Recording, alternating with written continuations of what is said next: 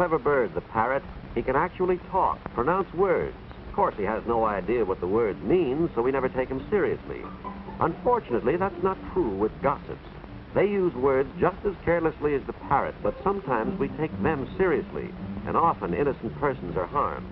You see, gossips don't stop to think that words are dangerous. They influence our national life, and in war, they are powerful weapons. Gossips toss words around as carelessly as parrots, with no more sense of the harm they can do. Did I hear somebody say gossiping is monopolized by women? Far from it. Anyone who uses words carelessly, especially to talk behind someone's back, is a gossip. Let me tell you a little story about a gossip. This is Marion High, my school. I'm the principal, George Eastmore. There were some people in my office this particular morning, Mr. and Mrs. Gage and their daughter, Jean. They told me Jean would have to leave school. Why? Because of the malicious gossip about her. I was shocked, and I asked for details to see if we could do something about it. We began talking, even though Jean thought it was already too late. Mr. and Mrs. Gage had opened a grocery store at the start of the term, and Jean helped out after school.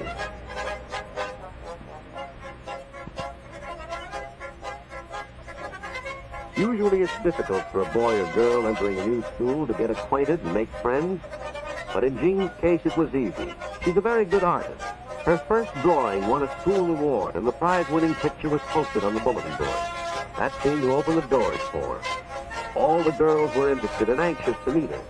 The first friend she made was Janice Nelson. Of course, Marion High is coeducational, and the other half of our student body is always interested in the pretty, popular new girl. So while Jean's new friend Janice Nelson was introducing her to some of the other girls, Jack Monroe and Bill Ellis, our two ranking Casanovas, were making a little bet as to which would make the first date with her.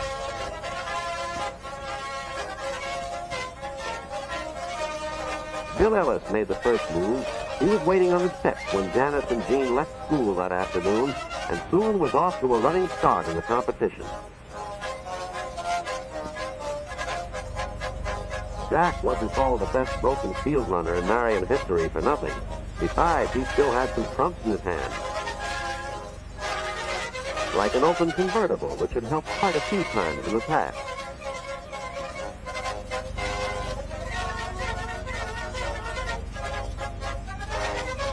Bill didn't know it yet, but he was about to be outmaneuvered by an old trick, the fake flat tire. Jack was well in the lead now. He drove 12 blocks out of his way to drop Janice off first.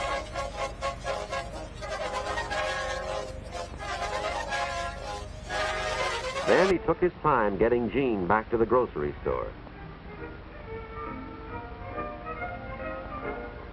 Jean introduced Jack to her mother and father, and presto, he'd won. He had a date with Jean for Friday night.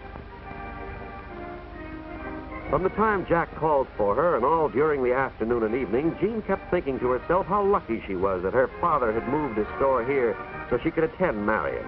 She was a brand new student, and already she'd won the art contest, made a whole circle of friends, had been asked to pledge the girls' club, and now here she was out with the most popular boy in school.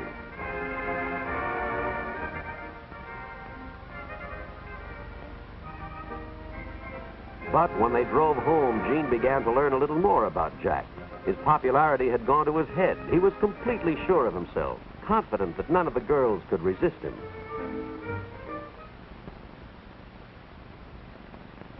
Jean's slap didn't hurt his face, but it certainly injured his pride. He tried to laugh it off, but he was thinking that he'd have to get even. Jack didn't lose any time giving the other boys a highly colored version of the date. To regain his self-confidence and build himself up in their eyes, he added a few details, remarks about Jean, completely untrue. But then, gossips seldom worry about the truth. Now the gossip began to spread. Bill Ellis colored it a little more and passed it on. Then Christine Manners took over. First, she used her lunch hour to tell the story to every girl who would listen, and that included practically every girl in the school.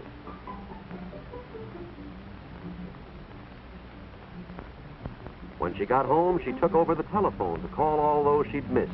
Yes, gossip spreads like wildfire, especially with the help of girls like Christine. And by the end of the day, the harm was done. Jean's reputation was ruined. The next morning, Christine still wasn't through. She'd been jealous of the new girl's popularity and talent from the start. Now was her chance. But the picture gave Jean her first inkling that something was wrong. She knew it had been torn down deliberately. She asked her friend Janice if she'd done something wrong, but Janice was too uncomfortable, embarrassed to tell Jean to her face. Everyone took pains to ignore her. She felt like an outcast, yet couldn't imagine why. Jean was hurt and bewildered. Marion High had seemed so wonderful only last week. Now it was like a completely different school. Gossip. Jean was lonely and miserable all week, but she was still hopeful that once she was initiated into the girls' club, things would be better. However, Jean had already been blackballed even before the club's scavenger hunt had started. But instead of telling her, the club president had made Jean's assignments far more difficult than the other girls, hoping Jean would fail, thus disqualifying herself.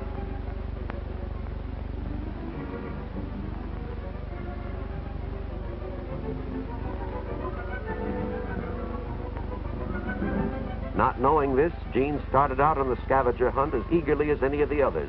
She was willing to work twice as hard as the other pledges to be initiated.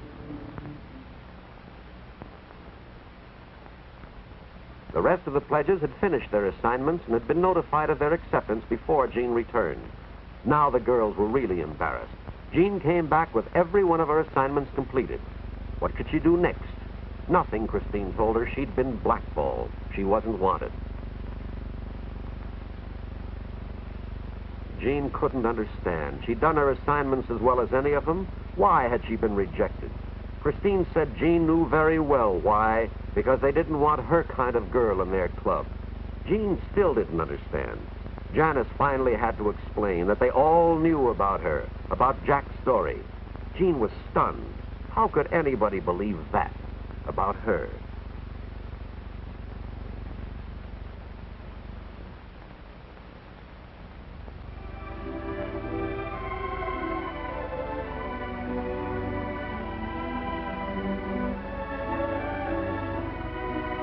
When Mr. and Mrs. Gage came home, Jean told them what had happened, that she hadn't been accepted by the club because of the gossip about her.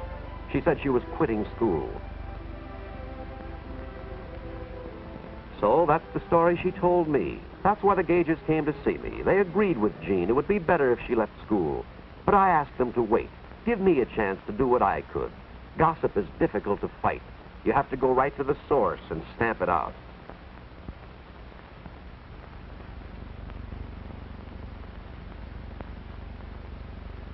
That's exactly what I did. I called in Jack Monroe, asked him point blank if he was the gossip. Jack was surprised. He thought only women gossiped. Men just, well, talk. He admitted he'd started the talk, but he never realized the harm it would do. When I had finished explaining what his loose talk had done to Jean, Jack asked me what he could do, and I told him a way, the only way. He thought it over. It wasn't going to be easy. It would be embarrassing, and we both knew it. But he finally agreed.